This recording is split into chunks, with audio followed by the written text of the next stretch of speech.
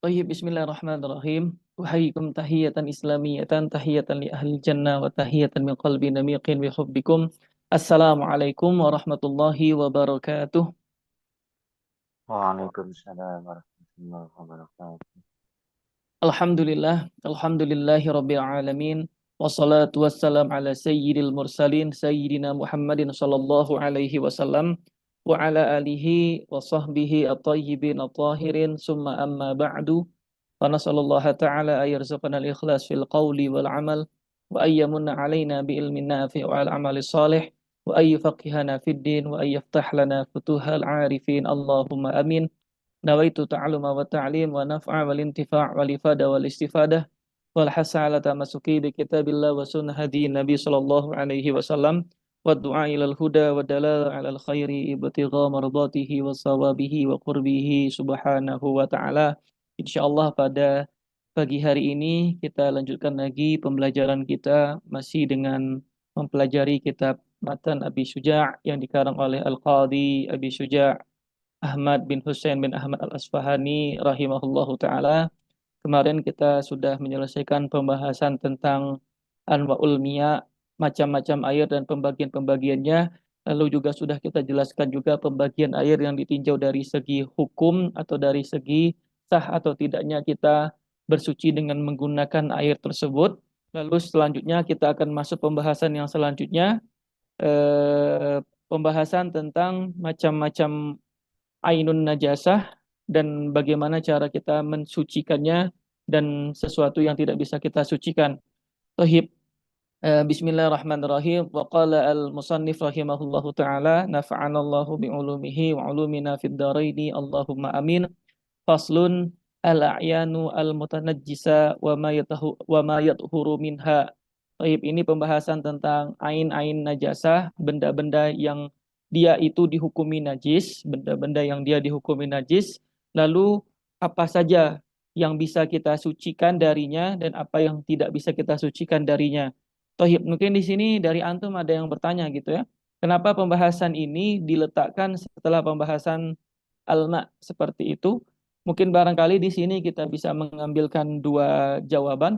Kenapa pembahasan ainun najasa ini kan nanti akan membahas tentang jilid ya, tentang jilid, yaitu tentang kulit kulit bangkai gitu ya, kulit bangkai yang dimana sebagaimana yang sudah kita ketahui, yang namanya bangkai itu kan dia dihukumi najis kecuali tiga, yaitu manusia, al-jarad wasama, kecuali manusia, ikan dan belalang seperti itu.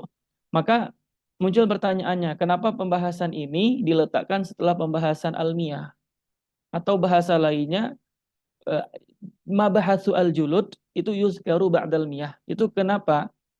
Setidaknya ada dua munasabah kenapa pembahasan tentang juludul maitatah ini, juludul maitah atau kulit bangkai ini diletakkan pembahasannya setelah alma. Yang yang pertama yaitu dikarenakan nanti, eh, sebagaimana yang sudah saya jelaskan pada pembahasan sebelumnya, bahwasanya yang namanya toharo itu kan ada beberapa dimensi ya, ada definisinya, ada wasilahnya, ada maqasidnya, dan ada wasilatul wasail. Jadi kan yang namanya alma itu kan dia kan nggak bisa kita langsung langsung berwuduk dengan menggunakan air itu. Mesti ada penampungnya atau ada wadahnya. Dan terkadang wadahnya itu dia terbuat dari yang namanya jilid. Walaupun ada wadah yang dia terbuat dari misalnya dari besi atau dari plastik gitu ya, atau dari kara atau dari nuhas misalnya seperti itu, tapi ada beberapa wadah itu atau beberapa gayung itu yang justru dia terbuat dari jilid, terbuat dari kulit. Nah, maka dari sini munasiblah kita letakkan pembahasan tentang juludul maitatah itu setelah almiyah. Nanti setelahnya itu, setelah kita mengupas pembahasan tentang juludul maitatah atau kulit maitah, baru nanti setelah itu kita akan masuk pembahasan tentang al-ina atau wadah. Itu munasabah yang pertama atau jawaban yang pertama. Adapun jawaban yang kedua, dikarenakan sebagaimana yang sudah kita ketahui juga bahwasanya alma gitu ya atau air itu kan dia termasuk wasilatut tuhara. Wasilatut tuhara sebagaimana yang sudah kita jelaskan juga bahwasanya wasilatut tuhara itu kan ada empat. Yang pertama al-ma, yang kedua at-turab, yang ketiga hajarul istinja, lalu yang keempat adabir, kan seperti itu. Dan yang paling aham min hadhil wasail itu adalah almiyah atau alma. Maka karena alma itu merupakan wasilatut thaharah gitu ya. Dan dabir juga dia termasuk wasilatut thaharah, maka adabir kita bahas atau kita bahas itu setelah pembahasan tentang almiyah. Nah, itu setidaknya ada dua jawaban gitu ya, kenapa pembahasan ini diletakkan setelah almiyah seperti itu. Wallahu taala alam. Faslun ala ayanu al mutanajjisa wa ma yatahuru minha. Ini cara mensucikannya, ingat ada cara mensucikan ini dengan dibak. Karena seperti ini, sebelum kita masuk pembahasan ini, kita harus tahu dulu sesuatu yang najis itu apa. Jadi ada yang namanya najis dan ada yang namanya mutanajjasah ya, mutanajjasah. Jadi ada yang namanya benda yang najis dan ada dia itu adalah sesuatu yang suci, lalu yang suci ini dia terkena najis. Sesuatu yang dia terkena najis ini disebut dengan mutanajjis. Mutanajjis. Adapun benda itu sendiri atau ain itu sendiri itu namanya an-najis. Gitu ya. Kalau kita berbicara konteksnya dengan sesuatu, kita punya benda ini. Lalu bendanya misalnya baju. Baju kita terkena najis, ini masih ada possibility untuk kita sucikan. Bagaimana cara mensucikannya? Mensucikannya dengan air. Tergantung nanti bagaimana model najisnya bagaimana. Apakah dia nanti mutawasito atau mughallazo atau mukhaffa, tentu itu nanti akan ada pembahasannya sendiri. Adapun najis sendiri itu kan, najis itu sesuatu yang nggak akan bisa kita sucikan. Ainun najasa gitu ya, atau ainun najasa itu nggak akan bisa kita sucikan. Misalnya seperti apa? Misalnya seperti muntahan misalnya. Apakah bisa tuh muntah itu kita sucikan? Kan nggak bisa. Begitu juga dengan baul. Baul kita sucikan. Apakah bisa?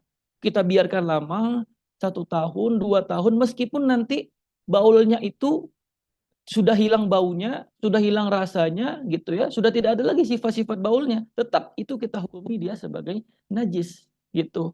Jadi najis itu kan adalah sesuatu yang dia mustakzar. Mustakzar, sesuatu yang dia itu benda yang kotor, benda yang menjijikkan. Kalau di dalam bahasa terminologinya, najis itu adalah al-mustakzar yamna'u min sihhatis shalah itu. Al-mustaqzar yamna'u min sihhatis shalah adalah sesuatu benda yang menjijikkan atau benda yang kotor yang dimana benda tersebut dapat menghalangi keabsahan dari sholat kita gitu ya, itu namanya najis. Maka kita kembali tadi ke pembahasan kita di awal bahwasanya yang namanya najis itu nggak akan mungkin kita bersihkan atau nggak akan mungkin kita sucikan kecuali dua hal yang dimana dua hal ini dia berpulang kepada satu model, berpulang kepada satu hal. Apa itu? Ada namanya istihalah. Ada namanya istihalah. Apa istihalah? Istihalah itu inqilabu syai' min sifatin ila sifatin ukhra. Kita mengubah gitu ya, mengubah dari sifatnya itu dia najis, kita ubah ke sifat yang lainnya yaitu sifatnya suci. Seperti apa? Dua. Yang pertama, khomar jika dia menjadi cuka, itu yang pertama. Lalu yang kedua ini pembahasan kita, yaitu adalah jilid, jildul maitati, jildul maitati, kulitnya bangkai, yang itu dia disamak. Nah, yang itu dia disamak. Aslinya kan jilid itu, atau sebelum kita membahas masalah jilid, yang namanya bangkai itu kan dia najis. Kecuali 3 yang sebagaimana yang sudah saya jelaskan tadi, yaitu manusia, belalai, belalang, sama ikan. Selain daripada itu, yang namanya bangkai kita hukumi dia najis. Termasuk juga dalam hal ini al-ajza fil maitah. Apapun yang menempel bagian-bagian yang ada di dalam maitah tersebut. Entah itu tanduknya, entah itu bulunya, entah itu kulitnya, entah itu kakinya, entah itu kukunya. Pokoknya apapun. Kalau sudah dia itu, tubuhnya itu dihukumi najis, maka al-ajza, bagian-bagian yang ada di maitah tersebut atau di bangkai tersebut kita hukumi najis. Begitu juga dengan jilid. Begitu juga dengan jilid, yaitu kulitnya. Kulitnya pun hukum asalnya, hukum defaultnya kita hukumi dia najis. kecuali nanti setelah kita melakukan proses-proses yang kita sebut dengan penyamakan. Sebagaimana dalam hadis sahih, di hadis sahih Muslim, bahwasanya Nabi Shallallahu Alaihi Wasallam bersabda, gimana bunyi dalilnya? Ada yang tahu? Idza dubigha al-ihab faqad tahura. Idza dubigha al-ihab, ihab maknanya al-jilad, faqad dubigha, faqad tahura. Jika jilid atau kulit bangkai itu sudah kita samak, maka dia kita hukumi suci. Maka kita hukumi suci. Berarti di sini sama Nabi Shallallahu Alaihi Wasallam hanya membatasi jilid saja ya, hanya membatasi kulitnya saja. Maka nanti dalam bab ini tidak masuk yang namanya bulunya, tidak masuk giginya, tidak masuk koronnya, atau tidak masuk tanduknya. Yang hanya bisa kita ubah sifatnya itu dari yang dia najis menjadi suci, itu hanya juludul maitah, seperti itu. Tohib. Wa juludul maitati tathuru bid-dibag illa jildal kalbi wal khinzir wa ma tawalada minhuma aw min ahadihima wa azmul maitati wa sya'ruha najisun illal adamiyah. Di sini al-musannif al-qadi Abi Suja' mengatakan bahwasanya wa juludul maitati tathuru bid-dibag, bahwasanya kulit maitah itu dia otomatis bisa dijadikan menjadi suci, bisa dijadikan menjadi suci dengan dibag. Dengan dibag. Tohib. Sekarang muncul pertanyaannya. Apa itu maitah? Kita harus tahu dulu apa itu maitah. Karena seperti ini. Keadaan sesuatu, jikalau dia sudah meninggal dunia atau sudah mati, maka itu ada dua kemungkinan. Ada namanya al-muzakka, lalu yang kedua ada namanya maitah. Ada namanya muzakka, lalu ada yang namanya maitah. Apa bedanya muzakka sama maitah? Bedanya kalau al-maitah itu intinya gini, yang namanya al-maitah itu segala sesuatu yang dimana ma faraqatil hayah bila zakatin syar'iyyah. Yang dimana dia matinya itu, yang dimana dia matinya itu tanpa disembelih secara sembelihan syar'i. Apapun itu, hewan apapun itu yang dimana dia tidak disembelih secara sembelihan syar'i, maka kita katakan dia adalah bangkai. Ya gitu ya. Meskipun misalnya dia tidak bisa, termasuk dalam hal ini juga, meskipun dia tidak bisa tidak disembelih secara langsung. Memang dia tidak disembelih. Misalnya seperti apa? Misalnya seperti lembu, atau misalnya seperti sapi, atau misalnya seperti kambing, yang dimana dia tertabrak misalnya dengan mobil, lalu setelah itu dia mati di tengah jalan, lalu dia mati. Pertanyaannya, apakah hewan ini matinya dengan disembelih secara syar'i? Oh tidak, dia matinya ditabrak. Karena tidak ada proses yang namanya sembelihan secara syar'i, maka kambing tadi atau lembu tadi atau sapi tadi kita hukumi dia sebagai maitah atau sebagai bangkai. Maka dalam hal ini kita otomatis kita hukumi dia sebagai najasa atau najis. Begitu juga dia dia disembelih sama seseorang, tapi yang menyembelihnya itu bukan orang yang dimana halal untuk dikonsumsi sembelihannya. Seperti misalnya apa? Sembelihannya orang murtad atau sembelihannya orang-orang musyrik, gitu ya. Orang-orang seperti ini misalnya apa? Misalnya dia menyembelih kambing, meskipun kambing itu adalah hewan yang makulul lahmi, yang dimana dagingnya itu halal untuk dikonsumsi. Tetapi yang menyembelihnya itu bukan orang yang dihalalkan oleh syariat, gitu ya. Maka ini tetap kita katakan dia sebagai bangkai. Meskipun yang dia sembelih itu adalah hewan yang makulul lahmi, yang halal.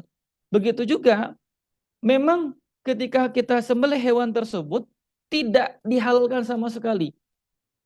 Hewan itu memang tidak dihalalkan untuk disembelih.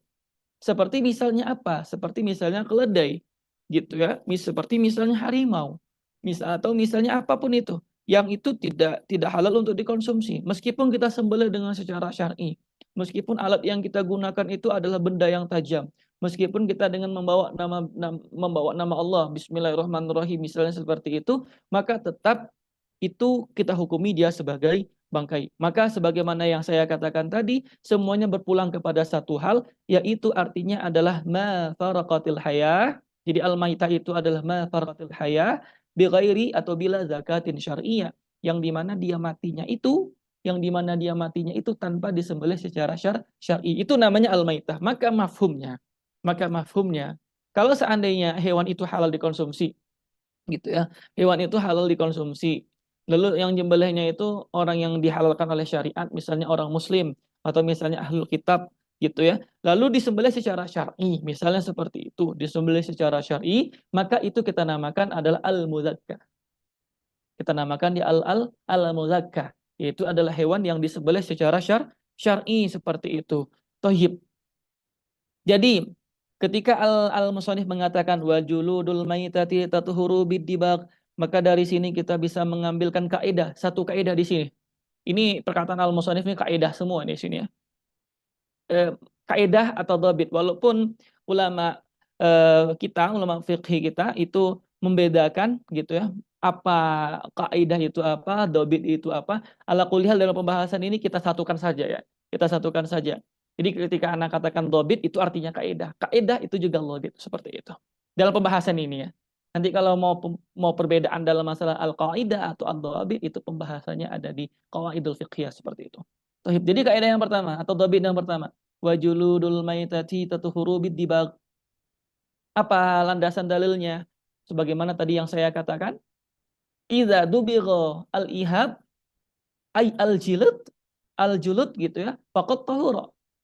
Jika jilid maita itu sudah kita sama, maka dia akan suci. Maka dia akan menjadi suci. Tohib seperti itu. Maka sebagaimana ketika tadi al-musannif mengatakan wajuludul maita, maka di sini mafhumnya untuk mengeluarkan jilid atau kulit yang itu berasal dari hewan yang disembelih secara syar'i, atau jildul al-muzakka gitu ya. Jildu al-muzakka itu sudah otomatis suci. Itu sudah otomatis menjadi suci. Kembali tadi ke hukum asal yang sebagaimana di awal tadi sudah kita katakan, bahwasanya al-maitah ajza'nya itu juga ikut najis.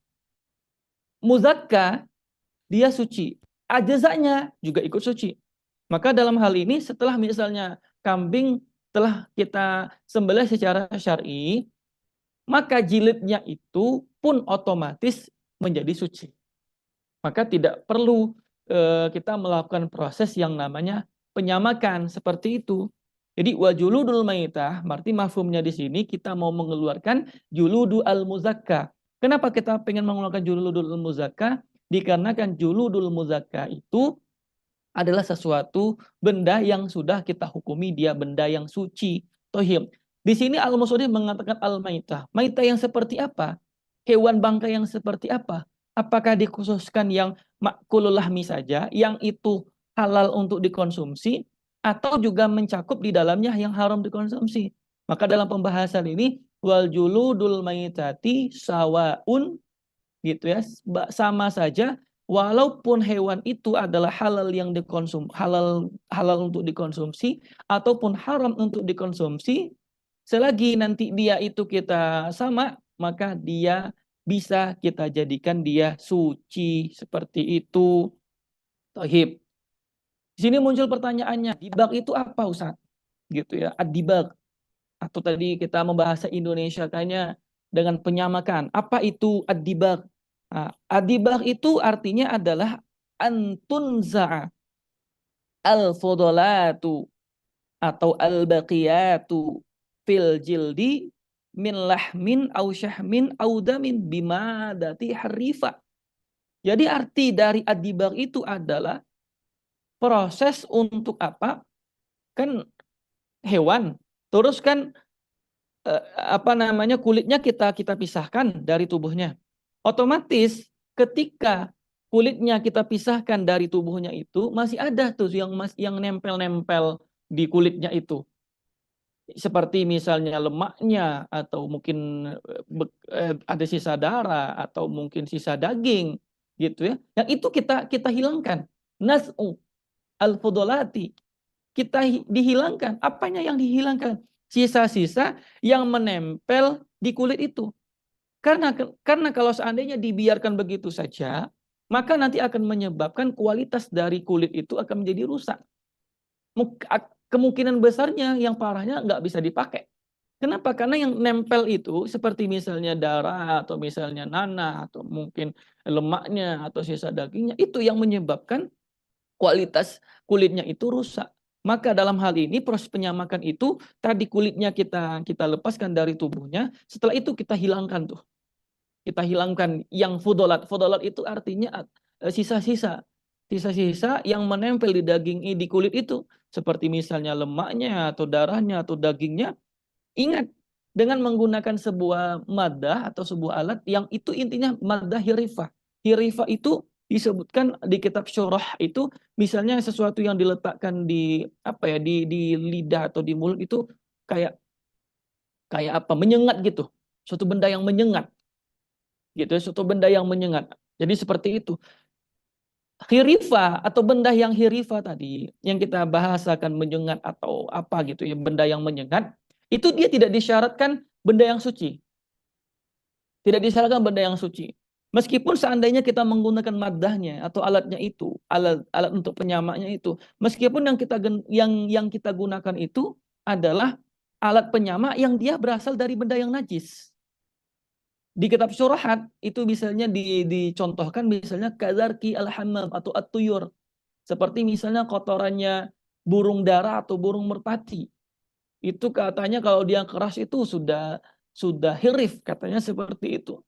Ala kulihal untuk proses penyamakan itu enggak mesti dengan menggunakan benda yang suci. Bisa juga kita gunakan dia benda yang mutanajis atau benda yang najis, memang ainunnya bendanya itu sudah kita hukumi najis.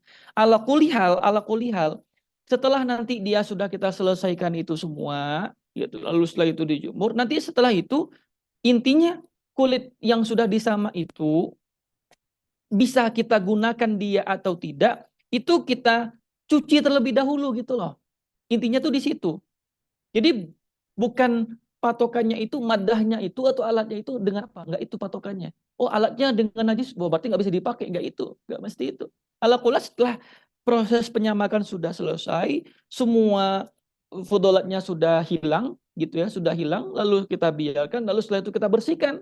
Karena gini, hukum jildu al-madbuk, jilid yang sudah disama itu hukumnya seperti atsobu al-mutanajis hukumnya. Hukumnya seperti atsobu al-mutanajis, seperti pakaian yang terkena najis. Yang namanya pakaian, gitu ya, pakaian mau kita gunakan untuk sholat atau kita gunakan untuk aktivitas, otomatis kita sucikan dulu kan, kita bersihkan dulu dengan menggunakan apa?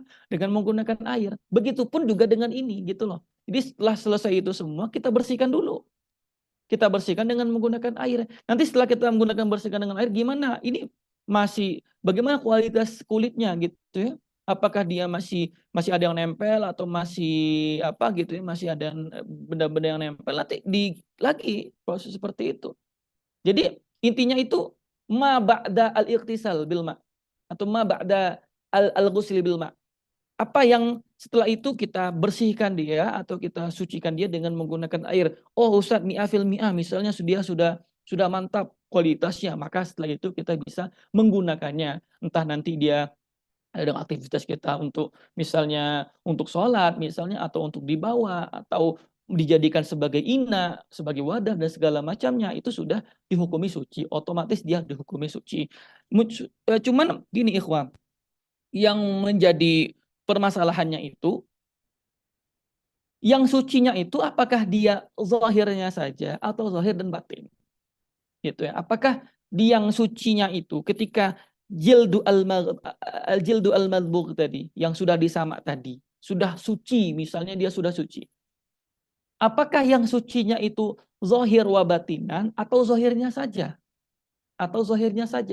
maka menurut pendapat qaul jadidnya Imam Syafi'i, dan ini ada nasnya Imam Syafi'i sendiri mengatakan bahwasanya sucinya itu zahiran dan batinan. Ketika kita katakan zahiran batinan, maka konsekuensinya apa? Konsekuensinya boleh tuh kita sholat dengan menggunakan alas yang terbuat dari kulit yang sudah disamak. Boleh. dan boleh juga kita bawa. Meskipun dia lembab, meskipun dia basah, nggak apa-apa. Karena kita sudah mengatakan zahiran wa batinan.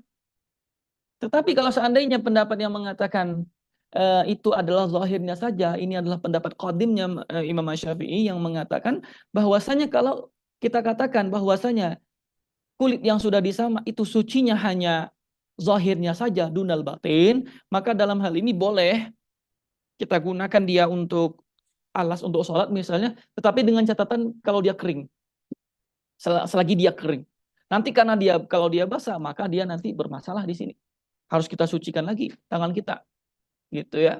Mafhum ya. Jadi di sini sucinya itu zahiran wa batinan. Itu masalah yang pertama. Tohib. Lalu juga masalah yang kedua. Tadi Al-Musharrif mengatakan bahwasanya yang bisa disucikan itu hanya jilid saja. Hanya jilid saja. Maka dalam hal ini muncul pertanyaannya, bagaimana asy'aru Ustaz? Bagaimana bulu Ustaz? Bagaimana bulu yang itu berasal dari bangkai tadi? Apakah bisa kita gunakan? Maka kita jawab nggak bisa. Karena yang diberikan rukhsah, bahkan itu nasnya dari Nabi SAW, tadi sebagaimana dalam hadis, idza dubihu al-jilid atau al-hiyab. Di sana Nabi SAW tidak menjelaskan tentang asy'ar, tentang sya'ar, tentang rambut, tentang bulu. Maka mafhumnya di sini yang hanya bisa benda an-najasa atau sesuatu an-najasa yang atau ajaza an-najas, ajaza al-maitah yang bisa kita sucikan itu hanya jilidnya saja, duna asy'ar, selain daripada sya'ar, nggak bisa. Nah, muncul lagi pertanyaannya, permasalahannya lagi. Ustaz, bagaimana kalau seandainya ada beberapa helai bulu atau beberapa helai rambut yang menempel di jilid, yang dia menempel di kulit? Maka dalam hal ini, kalau seandainya dia banyak, maka ini nggak bisa ya. Kalau dia masih banyak, itu nggak bisa. Tetapi kalau seandainya dia sedikit, secara urufnya dia sedikit seperti itu, maka itu dia suci. Atau bisa kita katakan bahwasanya yu'fa an qalilihi faqat. Secara urufnya seperti itu. Dia dimaafkan.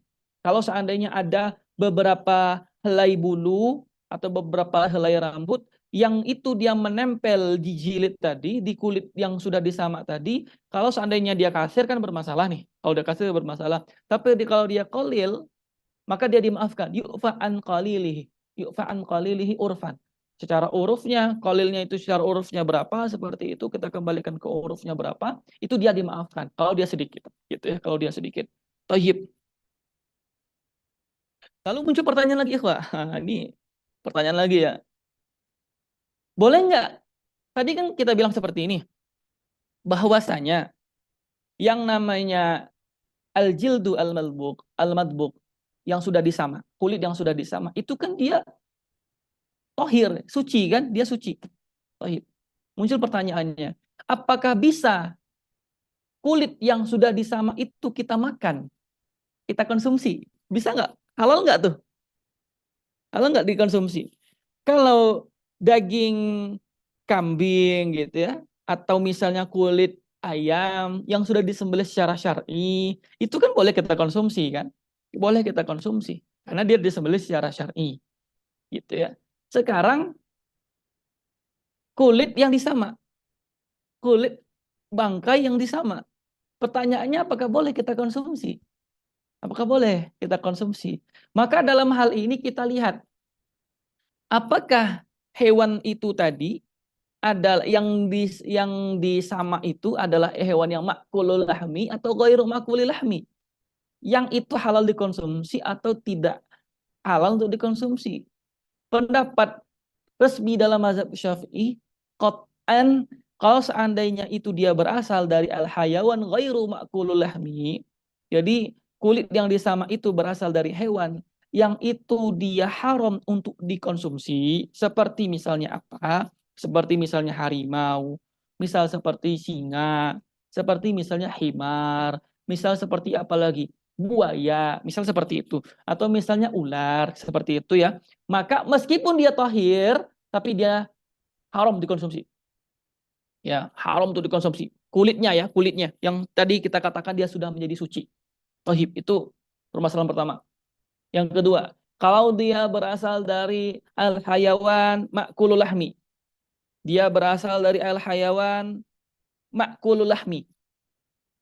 Seperti misalnya apa? Seperti misalnya kulitnya kambing yang sudah disamak. Dia bangkai ini, lalu sudah kita samak. Lalu dia tahir. Maka dalam masalah ini apakah bisa kita konsumsi kulitnya tersebut yang sudah disamak atau tidak? Maka di sini ada dua pendapat yang langsung dari Imam Syafi'i sendiri. Pendapat qadimnya mengatakan la yajuzu akluha. Enggak boleh untuk dikonsumsi. Artinya apa? Haram.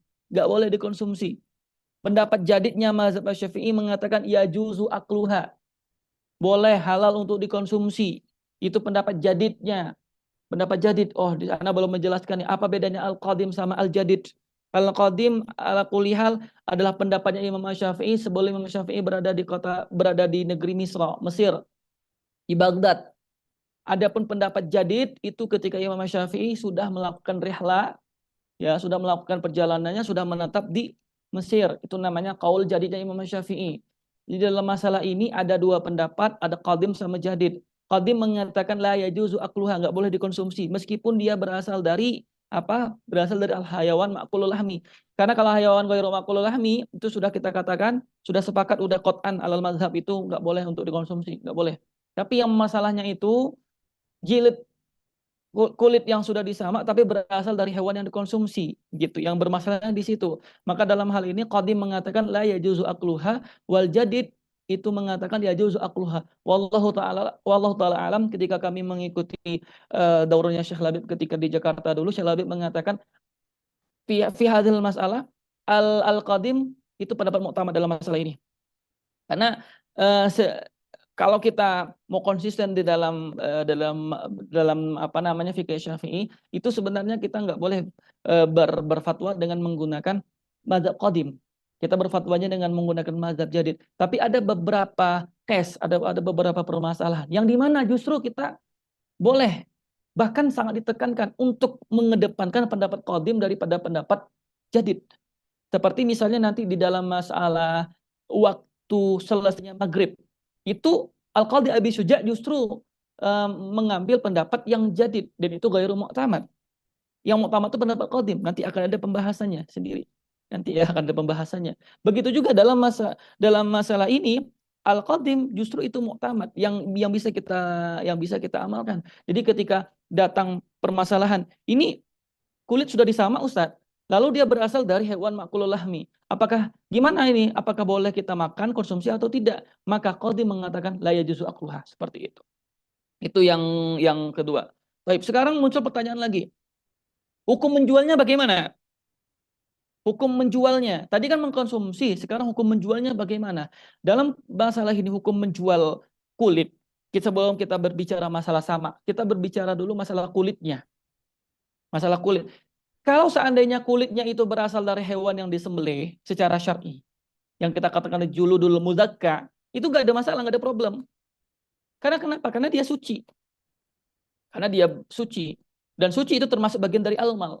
Nanti dalam kitab muamalah akan kita jelaskan salah satu syurutus sihhatil bai' itu dia berasal dari almal yang apa? Mal yang kul tahir yuntafa bihi.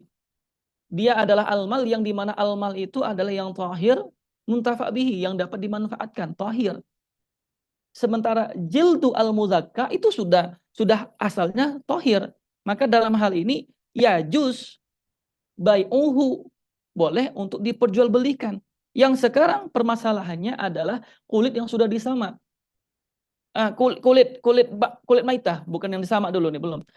Kulit bangkai, apakah boleh kita perjualbelikan? Maka dalam hal ini kita lihat apakah dia sudah melakukan proses yang namanya penyamakan atau belum. Kalau seandainya belum, qabla adibak, sebelum penyamakan, maka haram, tidak boleh untuk diperjualbelikan. Meskipun nanti ada possibility besar orang yang menerimanya itu akan disama, ada possibility-nya. Cuman dalam masalah ini nggak boleh diperjualbelikan. Limadza? Li'annahu najisun. Karena dia adalah benda yang najis. Yang hanya bisa diperjualbelikan itu adalah yang tahir muntafa bihi. Syar'an. Secara syarak seperti itu. Maka mafhumnya bada dibal, setelah itu dia disama, meskipun dia belum dibersihkan atau disucikan dengan menggunakan air, maka ya juzu bai'uhu, boleh untuk diperjualbelikan. Wallahu taala. Wal juludul maitati tatahuru bid-dibal illa jildal kalbi wal khinzir wa ma tawalada minhuma aw min ahadihima, kecuali di sini maita tadi sudah saya katakan umum, baik itu yang makulul lahmi atau ghairu makulul lahmi, kecuali ada istisna di sini. Apa? Kecuali dia kulit yang berasal dari kalb sama khinzir, yaitu kalbun, ya paham ya, anjing, khinzir babi, dan apa yang lahir darinya, dan apapun yang lahir dari keduanya, dari salah satunya. Misalnya dia tahir, mengkawin dengan yang tahir, lalu lahir anak, maka anaknya ini kita hukumi hukum kalbun atau hukum khinzir. Kita ikutkan dia ke hukum kalbun atau ke hukum khinzir, seperti itu. Maka di sini muncul pertanyaannya, Ustaz, kenapa di sini ada pengecualian? Kenapa jildul kalbi sama jildul khinzir itu nggak bisa kita manfaatkan? Bahkan disamak pun nggak bisa. Kenapa? Kenapa? Apa alasannya? Apa jawabannya? Dikarenakan kalbun sama khinzir itu dalam kehidupan, ketika hidupnya fi halil hayati, ketika hidupnya itu sudah dihukumi najis, najisani. Di keadaan dunianya itu najis. Sementara selain daripada itu, kaidah mengatakan atau dhabit mengatakan kul hayawanati fi halil hayati tahira. Segala hewan-hewan atau segala makhluk hidup di keadaan hidupnya itu, fi hal hayati, dalam keadaan hidupnya itu suci. Seperti kucing suci, ular itu juga suci. Halul haya, ya, saya bilang halul haya ketika dia hidup. Buaya itu suci, ular itu juga suci, cacing itu juga suci. Fi halul haya, fi halul haya. Apalagi meskipun dia benda yang menjijikkan, pemakhluk yang menjijikkan, misalnya seperti itu. Tetapi kalbu sama khinzir yang jadi masalahnya itu ketika dia hidup saja sudah bermasalah. Apalagi ketika dia mati. Gitu ya. Ketika hidup saja dia dihukumi najis, apalagi ketika dia sudah dalam keadaan matinya. Maka dalam hal ini nggak bisa jilidnya itu nggak bisa dimanfaatkan.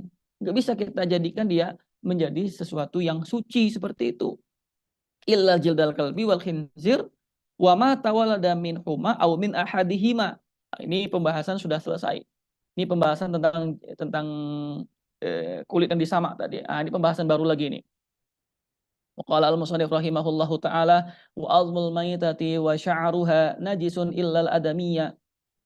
Azumnya, apa azum itu? Tulangnya. Tulang, bangkai, dan begitu juga rambutnya itu, sebagaimana tadi yang saya katakan, wa sya'ruha, dan begitu juga bulunya atau rambutnya, najisun, najis, kecuali adami, kecuali al-adami. Sebelum daripada itu kita kembalikan ke kaidah asalnya. Apa itu? Al-maitah, kullul maitati najisun, kaidahnya. Segala bangkai itu najis kecuali apa? Kecuali manusia, al-jarat was-samak. Al-jarat was-samak itu ada nasnya. Ukhilla lakum maitatani, kata Nabi Shallallahu alaihi wasallam, telah dihalalkan kepada kalian dua bangkai. Apa dua bangkai itu? Al-jarat was-samak. Ada nasnya dari Nabi langsung. Tapi kalau al-adami, kalau manusia, Bani Adam, itu ayatut takrim. Dalilnya ayatut takrim. Memang tidak soreh. Tidak soreh. Kalau al-jarat was-samak itu lugas. Nabi sendiri menguhilillakum maitatani, kata Nabi. Tapi kalau al-adami dalilnya apa? Dalilnya itu ayatut takrim. Laqad karomna lakum Bani Adam, gitu ya. Laqad karomna Bani Adam. Telah dimuliakan kepada kalian, telah kami muliakan kalian itu, telah kami muliakan Bani Adam. Kami muliakan. Kami muliakan di sini baik fi hal hayati wa fi halil mamati. Gitu ya. Ustaz, tapi kan ada di dalam ayat Al-Qur'an Allah Allah Subhanahu wa taala mengatakan bahwasanya orang-orang musyrik najisun. Innamal musyrikuna najisun. Sekarang apakah ada kontradiksi dari ayat takrim tadi sama sama orang-orang musyrik itu najis? Maka di sini kata fuqaha kita mengatakan yang dimasukkan najis di sini bukan secara hissi, tapi secara maknawi atau secara dari segi i'tiqad. Karena orang-orang seperti ini dari segi i'tiqadnya bermasalah. Maka dalam hal ini dia dikatakan najisun. Tetapi fisiknya atau benda atau manusianya itu sendiri itu suci. Karena kalau kita katakan orang-orang musyrik atau orang-orang kafir itu dia najis secara hissi, maka bermasalah. Kalau sudah kita salaman misalnya, kita pegang tangannya orang-orang kafir, tangan orang kafir gitu ya. Lalu kita basah, dia kering misalnya kita basah, lalu ini najis, otomatis najis gitu ya. Maka dalam hal ini eh, harus kita sucikan. Karena kalau kita biarkan, kita gunakan untuk sholat, maka nggak sah. Nah, gitu ya. Seperti itu. Maka ketika kul maitati najisun, maka dalam hal ini termasuk ajzaknya juga. Maka tulangnya juga najis, sya'arnya pun juga najis, kecuali al-adami, kecuali manusia. Maka manusia itu jasadnya ketika dia sudah meninggal dunia hukumnya tahir, begitu juga dengan tulangnya, begitu juga dengan sya'arnya, begitu juga dengan jilidnya, apapun yang nempel di Adam, di manusia itu, maka kita hukumi dia tahir. Maka sebelum kita masuk pembahasan yang selanjutnya, di sini Ana bawakan beberapa kaidah, kholasoh dari kaidah ini. Yang pertama, kullul juludi tathuru bid-dibaq illal kalab wal khinzir. Maka dari sini kaidah pertama yang bisa kita simpulkan bahwasanya semua jilid bangkai bisa kita sucikan dengan penyamakan, kecuali apa? Kecuali dua, al-kalab, khinzir, apa yang lahir dari mereka atau yang lahir dari salah satunya, itu nggak bisa kita sucikan. Itu yang pertama. Lalu yang kedua, inna jami'al maitati najisun illa salasa, kecuali tiga. Semua bangkai otomatis kita hukumi dia najis. Yang tadi matinya bighairi zakatin syar'iyyah kecuali tiga. Pertama as-samak, kedua jarad nasya dari Nabi, lalu yang kedua al-adami ayatut takrim dalilnya. Tapi dalam mazhab Maliki, mengatakan manusia yang sudah meninggal dunia itu hukumnya najis. Kapan dia disucikan? Ketika dimandikan. Nah, ketika dimandikan baru dia suci. Tetapi indah Syafi'i enggak. Itu sudah belum dimandikan pun itu sudah suci. Gitu ya, tohir. Itu yang kedua. Kaidah yang ketiga, kullul hayawan fi halil hayati tahirun illal kalba wal khinzir. Segala makhluk hidup ketika hidupnya, dalam keadaan hidupnya, itu hukumnya suci kecuali kalau sama khinzir. Yang ketiga. Yang keempat, inna kulla hayawanin tahir fi hal hayati yathuru jilduhu bidibak. Sama saja pembahasan yang tadi gitu ya. Pembahasan yang tadi yang sebagaimana yang sudah kita katakan bahwasanya segala hewan-hewan yang itu dia suci dalam keadaan hidupnya, lalu dia mati menjadi bangkai, maka bisa kita sucikan jilidnya dengan menggunakan dibak, kecuali kalbul sama khinzir. Kenapa? Fi hal hayati najisani, itu yang menjadi problem masalahnya. Waqala al-musannif rahimahullahu taala faslun ma yahrumu isti'maluhu minal awani wa ma yajuzu. Tertib itu pembahasannya ya, almiyah. Lalu setelah itu sebelum kita berbicara masalah wasilatul wasilah, karena kita butuh ini untuk menampung menampung alma tadi dengan menggunakan wadah jilid, gitu ya, terbuat dari jilid. Nah, setelah dia disama, maka dia dijadikan ina. Jadikan ina. Maka pembahasan setelah itu al-ina. Meskipun nanti ya Ina itu, wadah itu ada yang wadah yang terbuat dari plastik, terbuat dari emas bahkan, atau terbuat dari perak, terbuat dari cilit, kan seperti itu. Ini fasal ma yahrumu isti'maluhu minal awani wa ma yajuzu. Ya, apa-apa saja yang diharamkan untuk digunakan, isti'mal, digunakan ya, digunakan. Seperti apa misalnya? Seperti untuk minum, wadah yang digunakan untuk minum atau untuk makan. Apalagi pokoknya ma yahrumu isti'malu minal awani, dari wadah, wa ma yajuzu, dan apa saja yang diperbolehkan. Di dalam kitab Al-Imta' itu dikatakan bahwasanya al-ina itu al-awani jamak dari al-ina. Al-awani ini jamak dari ina. Artinya apa? Adalah sesuatu yang itu tud'u fihi, yang diletakkan di dalamnya itu entah sesuatu makanan atau minuman atau benda-benda yang lainnya gitu ya. Itu arti dari al-ina. Mafhum lah, wadah biasa. Jadi wadah itu kadang bisa kita gunakan untuk makan gitu ya, atau kita gunakan untuk minum dan segala macamnya. Maka pembahasan ini akan menjelaskan kepada kita ina apa saja atau wadah apa saja yang boleh kita pakai dan yang apa yang tidak boleh kita pakai. Waqala al-musannif rahimahullahu taala wa la yajuzu isti'malu awani dzahabi wal fiddati. Pertama, wa yajuzu isti'malu ghairihima minal awani. Pembahasan kedua, di sini al-musannif mengatakan wala yajuzu, tidak diperkenankan. Apanya yang tak diperkenankan? Tidak diperbolehkan. Ingat, setiap perkataan la yajuz itu ada dua kemungkinan. Nanti ketika kita membaca matan Nabi Suja', kita akan jelaskan yajuz ini yajuz apa, la yajuz ini la yajuz apa. Nafyul jawaz itu seperti apa? Karena ada dua konsekuensi. Bisa jadi al-musannif mengatakan la yajuz itu artinya makruh. Bisa jadi. Atau possibility duanya la yajuz artinya adalah makruh. Yukrahu bisa jadi. Gitu ya. La yajuz bisa jadi artinya yuhramu. Atau la yajuz artinya yukrahu bisa jadi. Dalam pembahasan ini al-musannif mengatakan wala yajuzu isti'malu awani dzahabi wal fiddah. Tidak diperkenankan, tidak diperbolehkan seseorang itu menggunakan ina atau wadah yang terbuat dari azhab sama fiddah, yang terbuat dari emas dan terbuat dari perak. Maka mafhumnya di sini la yajuz itu artinya yahrumu, tidak diperbolehkan, atau yuhramu atau yuhramu atau yahrumu, diharamkan bagi seseorang itu untuk menggunakan wadah yang dia terbuat dari emas sama perak. Pertanyaannya lagi, kepada siapa diharamkan itu? Kepada siapa? Maka di sini kita jawab alal mukallaf, kepada si mukallaf.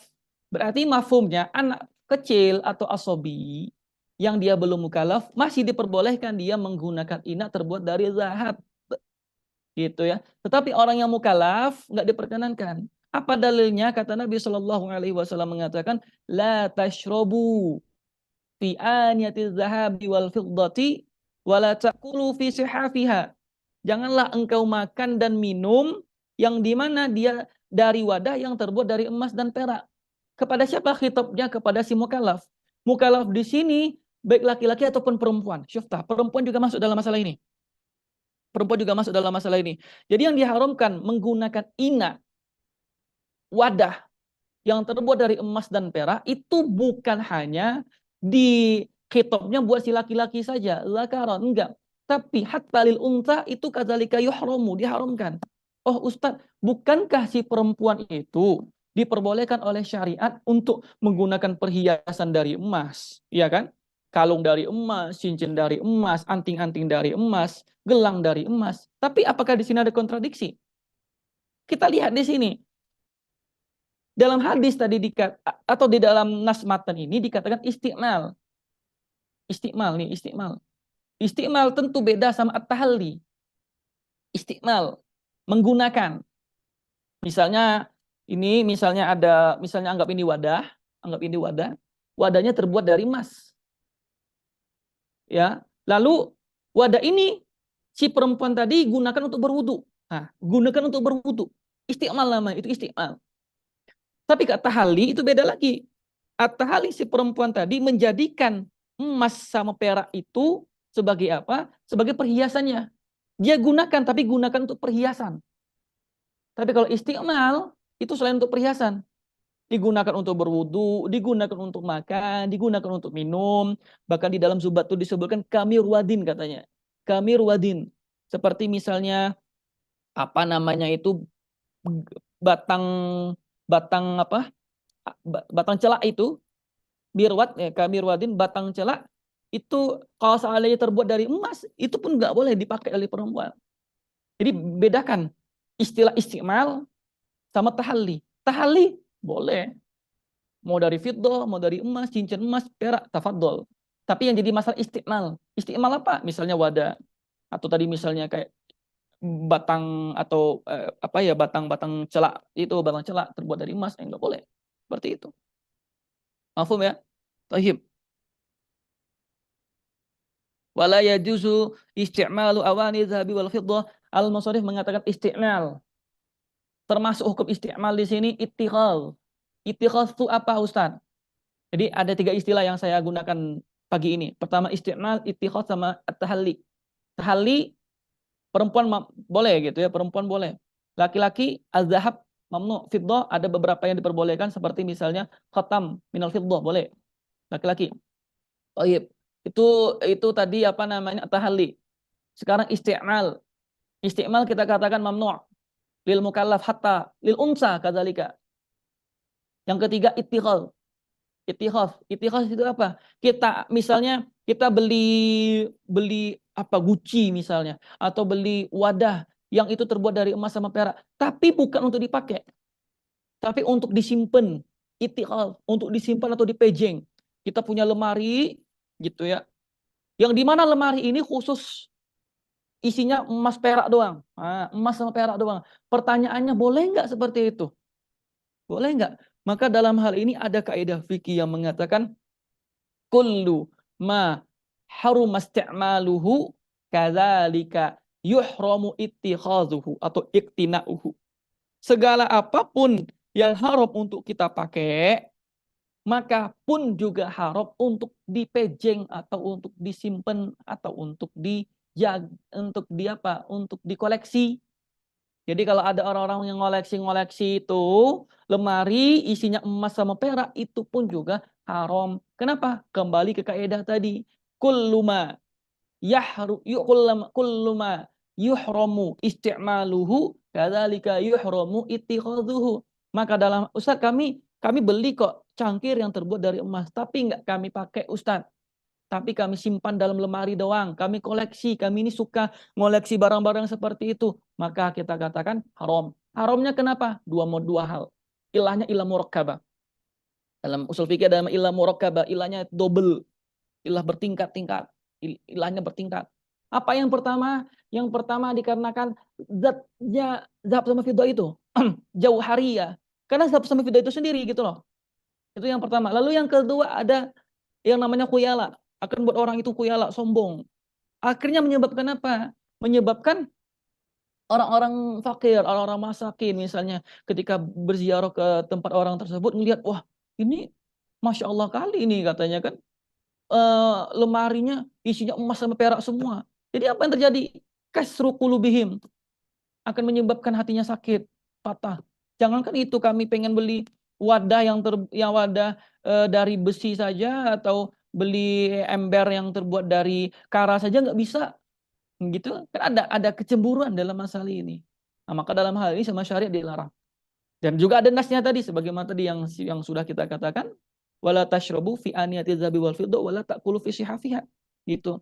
Itu pembahasan masalah pertama. Masalah yang kedua, wa yajuzu isti'malu ghairihi minal awani, dan diperkenankan bagi seseorang untuk menggunakan inak dari zahab sama fiddah yang dia bukan terbuat dari emas dan perak, meskipun inaknya itu benda yang sangat nafisa, benda yang sangat berharga, bahkan bendanya mahal daripada emas sama perak. Seperti apa misalnya al-yakut misalnya, yakut, berlian, permata, zabarjat. Kalau zubat itu dicontohkan misalnya zabarjat. Meskipun seperti itu, Ustadz, kok bisa seperti itu Ustadz? Bendanya kan lebih mahal daripada emas sama perak. Iya, pertama karena tadi ada nasnya. Yang kedua, tidak semua orang kafir itu tahu bahwasanya benda ini lebih mahal. Bisa jadi dia karena kurang populer kayak berlian dan jarang orang pakai kan seperti kalau ada pun misalnya orang-orang fuqara atau orang-orang masakin itu mengira bahwasanya benda itu tidak lebih mahal daripada emas sama perak. Ah, maka dalam hal ini boleh kita menggunakan wadah yang dia bahkan misalnya terbuat dari berlian atau dari permata yang lebih mahal daripada emas dan perak, tetapi ya juzu ma'al karohah. Boleh, tapi disertai dengan makruh. Dengan catatan bidunil khuyala, tanpa dia sombong, tanpa membangga-banggakan dirinya seperti itu. Nah, yang ketiga, kalau seandainya inaknya itu tidak dari zahab sama fiddah, tidak dari benda-benda yang an-nafis, yang berharga, tapi benda-benda biasa saja. Seperti apa? Aluminium, besi, tembaga gitu ya. Maka di sini yubahu mutlakon, yajuzu mutlakon, tanpa ditakyid, tanpa kita katakan makruh enggak. Itu pembahasan tentang al-ina yang bisa kita pakai atau yang haram untuk kita pakai. Tohib. Di dalam Fathul Qorib itu ada dijelaskan masalah al-mudabbab. Al-mudabbab. Nah, ini faedah dari pembahasan masalah ina, ada namanya al-mudabbab. Apa itu mudabbab? Mudabbab itu adalah misalnya kita punya ina, ini misalnya ina kita. Misalnya wadah kita, kendi atau gelas kita. Pecah. Dia terbuat dari besi misalnya atau terbuat dari aluminium. Pecah. Ketika ketika pecah, ini kan pengen ditambal. Tambalnya itu yang bermasalahnya bukan dengan yang sejenisnya, gitu ya. Yang jadi bermasalah ditambalnya itu dengan menggunakan emas sama perak. Ah, itu. Yang bermasalahnya itu tambalnya dengan menggunakan emas sama perak. Itu namanya masalah al-mudabbab namanya. Masalah al-mudabbab itu disebutkan di dalam Fathul Qarib. Jadi masalah al-mudabbab itu, jadi kita punya ina atau punya kendi atau punya gelas yang di mana pecah. Setelah itu kita mau tempel, tempelnya dengan menggunakan emas sama perak. Kalau selain daripada itu nggak ada masalah. Yang masalahnya itu bagaimana hukumnya Ustadz? Kami pengen nambalnya, tapi nambalnya dengan menggunakan emas sama perak. Maka dalam hal ini ada dua tafsil, gitu ya. Ada dua tafsil. Kalau seandainya kita tambal dia dengan menggunakan emas, misalnya saya gambarkan ini misalnya wadah, bentar. Ini misalnya wadah, gitu ya, wadah. Anggap ini kendi ya. Nah, ini misalnya apa bolongnya, bolongnya tuh, misalnya bolongnya. Sekarang kita pengen kita tambal. Kita nambalnya dengan apa? Ustaz kami pengen dengan zahab sama fiddah Ustaz. Kami yang tahu kita tambal ini pengen dengan zahab sama fiddah. Maka pertanyaannya bagaimana hukumnya? Kalau seandainya kita nambalnya itu dengan menggunakan al-zahab, maka di sini yahrumu mutlaqan, haram mutlak. Mau dia besar, mau dia kecil, mau untuk perhiasan atau untuk hajat. Ala kulli hal, kalau seandainya kita tambal dia dengan menggunakan emas, mamnu'. Tapi kalau dengan menggunakan fiddah, fihi tafsil. Fiddah fihi tafsil. Ini misalnya nih, yang ini itu dengan fiddah, maka fihi tafsil. Kita lihat, apakah dia itu eh, besar, B, besar atau dia kecil. Besar ini apakah dia untuk Z di zina, H ini haja. Gitu juga yang kecil. Apakah dia untuk zina atau untuk dia dengan hajat. Maka kalau seandainya ini besar tapi untuk zina, zina itu untuk perhiasan. Ustaz kami punya kendi, kendinya itu terbuat dari apa misalnya terbuat dari aluminium gitu atau kayak guci gitu ya. Guci itu terbuat dari apa itu? Kayak apa itu? Guci ya, kayak seperti guci, pecah. lalu pengen kita tambal dengan perak besar. Tapi Ustaz, kami bukan untuk hajat, bukan kami gunakan Ustaz, tapi untuk perhiasan doang. Perhiasan di ruang tamu biar biar cantik gitu ya, biar cantik. Maka dalam hal ini besar untuk zina haram. Yahrum, haram. Ustaz, kami besar Ustaz, tapi untuk hajat, untuk kami gunakan Ustaz. Maka di sini hukumnya makruh. Hukumnya makruh. Ustaz, kami kecil Ustaz. Besar itu kan berarti ini lubangnya. Dia ngambil bagian-bagiannya ini, diambilnya. Itu besar namanya. Gitu ya. Kalau kecil berarti seukuran itu saja. Atau secara urufnya kita kembalikan dia besar dengan kecil. Maka kalau kecil kecil lizina hukumnya juga makruh. Kecil lil haja itu hukumnya mubah. Nah, ini perincian perincian dalam masalah at-tadbib atau penambalan. Ini adalah pendapat muktamad dan pendapat juga yang dimuktamadkan oleh Imam An-Nawawi rahimahullahu taala. Jadi membedakan emas sama perak. Emas itu haram mutlakon, kalau perak fihi tafsil. Ada perincian-perinciannya. Imam Ar-Rafi'i itu tidak membedakan sama sekali. Mau dia emas sama perak, maka tafsilnya seperti ini. Emas sama perak. Indah Imam Rafi'i ya. Indah Imam Rafi'i tidak mentafsilkan. Makanya di dalam Nazum Zubat itu seakan-akan beliau condong ke dalam pendapatnya Imam Ar-Rafi'i yang mengatakan apa? Emas sama perak itu sama saja dalam masalah penambalan. Tapi ada beberapa nuskho yang ditambahkan. Beliau menukilkan perkataan Imam Nawawi mengatakan seperti ini, wadabbatul asjadi harrim mutlaqah kadzal Imamu Nawawi muhaqqaqah gitu. Dikata Ibnu Ruslan di dalam Zubatnya seperti itu. Wadabbatul asjad. Asjad di sini artinya emas, harim mutlaqah, haram mutlak. Mau dia besar, mau dia kecil, mau dia lizina atau lil haja, haram mutlaqah. Kaza al Imam Nawawi haqqaqah. Begitu juga pendapat yang telah ditahqiq oleh Imam Nawawi rahimahullahu taala. Tapi Imam Rafi'i mengatakan enggak ada perbedaan sama sekali gitu ya. Sebagaimana yang kita ketahui dalam kaidah mazhab kita, bahwasanya kalau Imam Nawawi sama Imam Rafi'i itu berselisih paham, maka yang kita menangkan itu adalah Imam Nawawi, pendapat Imam Nawawi rahimahullahu taala. Terakhir, waqala al-mu'alif rahimahullahu taala faslun isti'malu alati siwak, pembahasan tentang apa? Pembahasan tentang menggunakan alat siwak, menggunakan alat siwak. Siwak itu dua makna. Bisa artinya fi'il. Ketika kita katakan siwak. Jadi yang ya tasawwur fi zihnina, yang tergambarkan, terformatkan di dalam zihin kita itu dua kemungkinan. Bisa jadi fi'ilnya dan bisa jadi alat yang kita gunakan, alat untuk bersiwak. Ini otomatis seperti ini ada indikator pendukungnya. Misalnya kalau kita katakan disunnahkan kita bersiwak sebelum sholat. Nah, otomatis dalam masalah ini berbicara tentang fiilnya, gitu ya. Otomatis berbicara tentang fiilnya. Kalau kita andainya kita berbicara, tadi saya beli siwak di apa namanya di pelantaran Masjidil Haram atau di kedai Masjidil Haram atau Masjid Nabawi misalnya seperti itu. Maka mafhumnya bukan fiilnya. Saya beli fiilnya nggak mungkin. Yang saya beli itu alat siwak yang terbuat dari arok itu ya. Biasanya kalau orang umroh itu dia beli siwak yang terbuat dari arok yang akan dia hadiahkan kepada kerabatnya kan seperti itu. Jadi istiwa itu ada dua makna. Tergantung penggunaannya bagaimana. Bisa jadi itu adalah fiilnya dan bisa jadi itu alatnya gitu. Wasiwaku mustahabbun fi kulli hal. Nah, sekarang di sini masalah pertama. Hukum dari siwa. Apa hukum dari siwa? Hukum dari siwa itu mustahabbun. Hukumnya mustahabbun, disunnahkan fi kulli hal, dalam setiap hal, dalam setiap keadaan.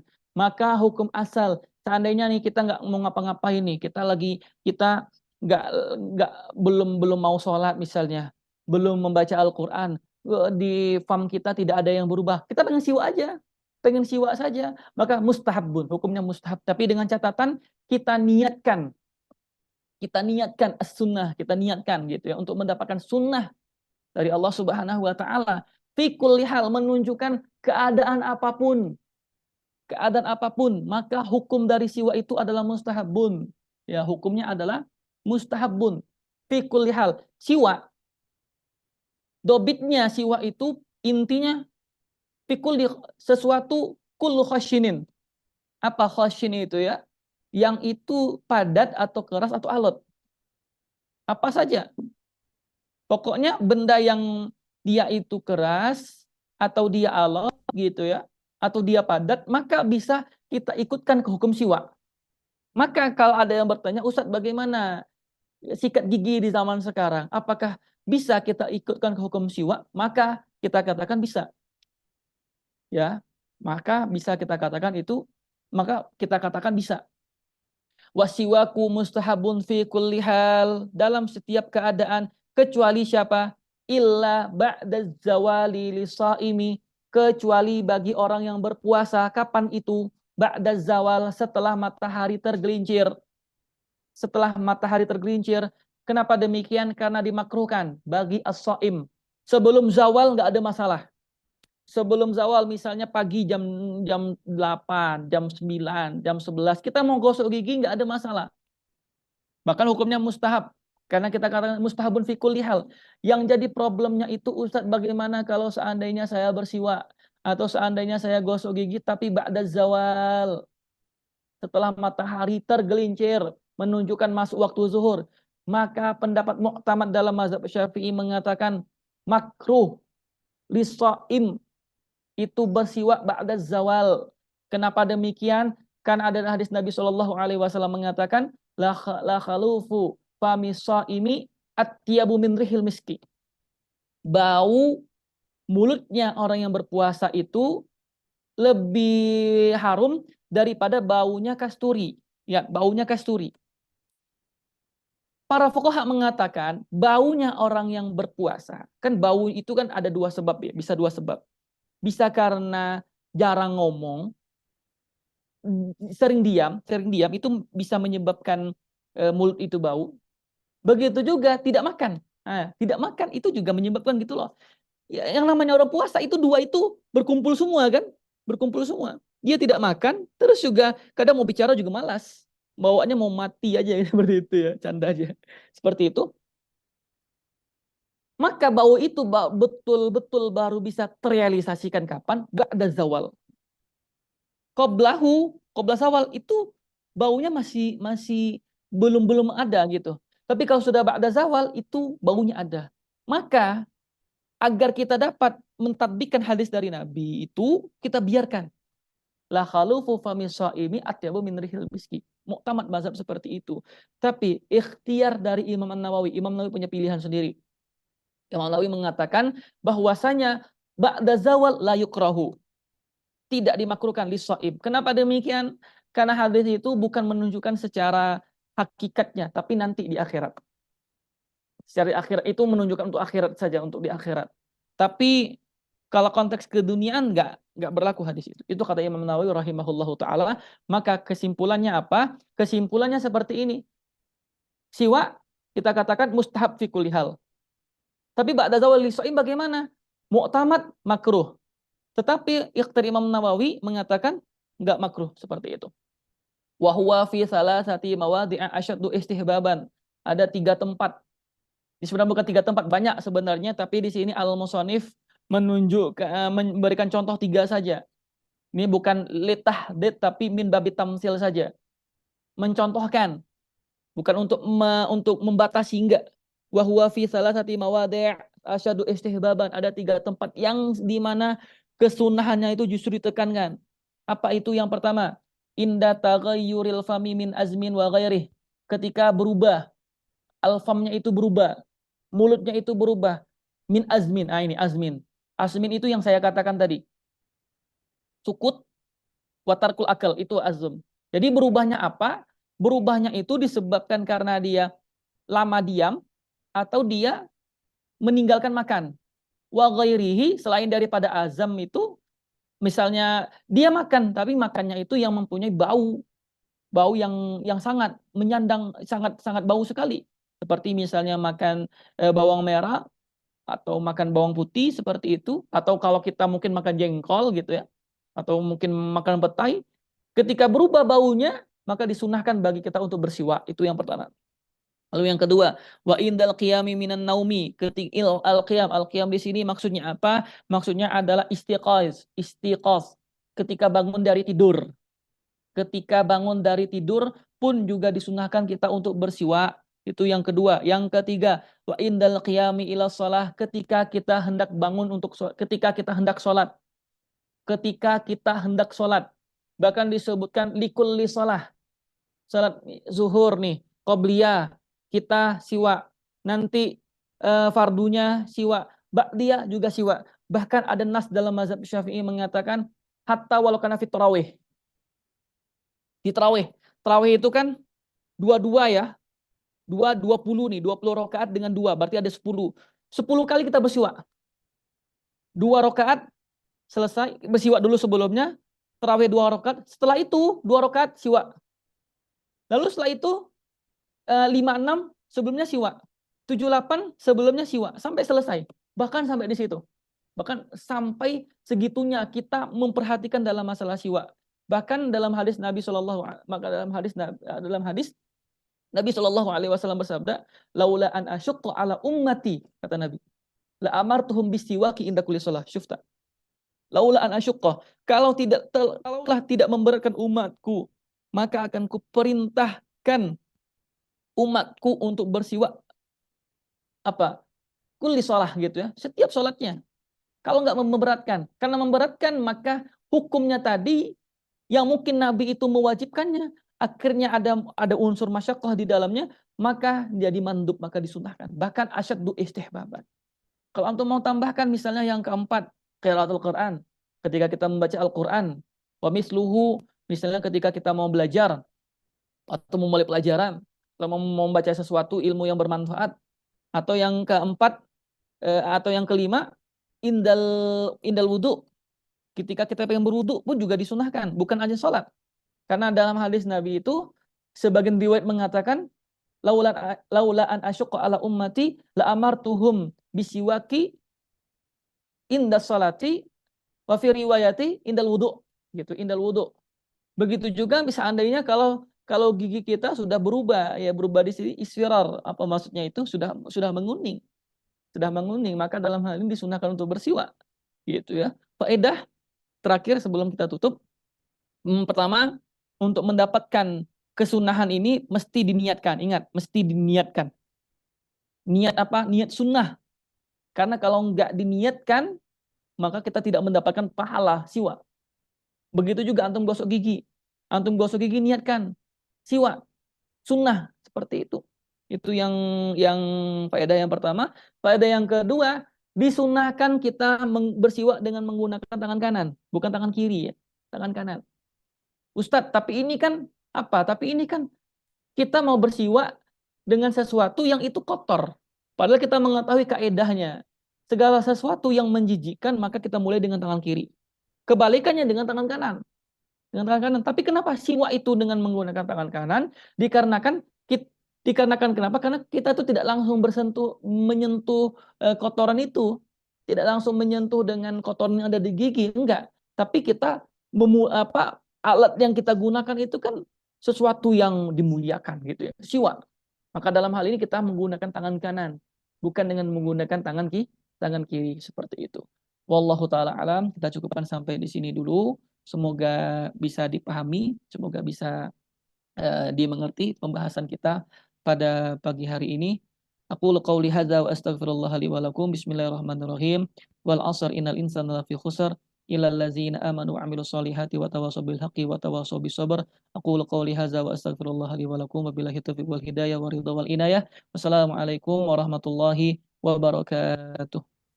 Waalaikumsalam warahmatullahi wabarakatuh.